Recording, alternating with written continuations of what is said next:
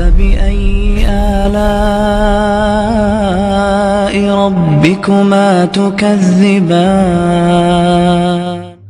اگر کسی کے ہاں 3 بیٹیاں ہوں، ان کی صحیح تربیت کرے اور ان کی صحیح جگہ پر شادی کرے تو یہ بشارت دی گئی کہ اسے جنت میں جانے سے کوئی پھر روک نہیں سکتا.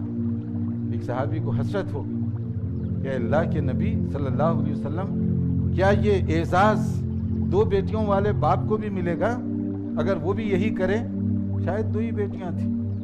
کہا کہ ہاں یہ اعزاز اس کے لیے بھی ملے گا.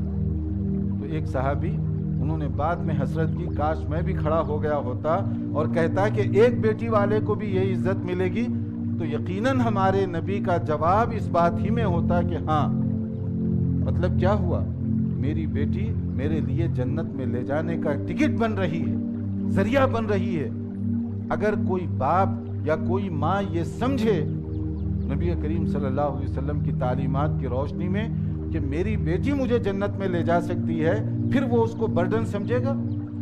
پھر وہ اس کو بوجھ سمجھے گا؟ پھر اس کی پرورش ذلت اور رسوائی کے ساتھ وہ کرے گا؟ نہیں، وہ تو کہے گا کہ یہ بیٹی مجھے جنت میں لے جانے کا سبب بن رہی ہے.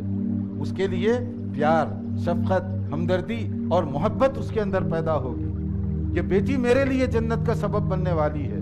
وہ اس کو ذلت کا ذریعہ نہیں بنائے گا. اور اسی طرح سے بیوی کے طور پر اس کے حقوق اتنے حقوق دیے گئے. یہ رحمت للعالمین کی تعلیمات. یہ امن کیسے قائم ہوتا ہے اس کو آپ سمجھیے. ہم چاہتے ہیں لوگوں پر ظلم کریں، حقوق پر ڈاکہ ڈالیں، نظر انداز کریں اور دنیا امن کا گہوارہ بن جائے.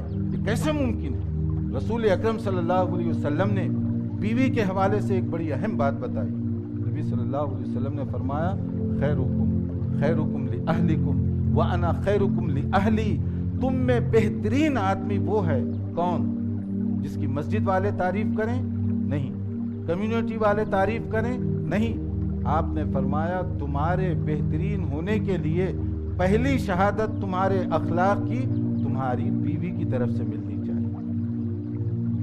وہ آدمی بہترین ہوگا شرعی نقطہ نظر سے جس کی بیوی اس کے اخلاق اور کیریکٹر کی تعریف کرے. اندازہ کیجیے بیوی کا مقام کیا تھا اور کہاں تک پہنچا دیا گیا. میں اس وقت تک صحیح نہیں ہو سکتا جب تک کہ پہلی گواہی خود میرے اخلاق کے بارے میں میری بیوی کی طرف سے نہ ملے. یہ نبی کریم صلی اللہ علیہ وسلم نے تعلیمات دی. اور ماں کی حیثیت سے اس کا تو مقام اتنا اعلیٰ کر دیا گیا، ماں اور باپ کا کہ انہیں اف تک کرنے کی اجازت ہے ان کے خلاف. بڑھاپے کی وجہ سے اگر طبیعت میں کچھ چڑچڑاہٹ پیدا ہو جائے، کوئی ایسی بات وہ کر بھی دیں تو تمہیں گالی گلوچ اور بائیکاٹ کرنا یہ تو بڑی بات ہے. اف کرنے کی اجازت نہیں. یہ والدین کا مقام. والدین کی نافرمانی کو حرام کر دیا گیا شرعی نقطہ نظر سے.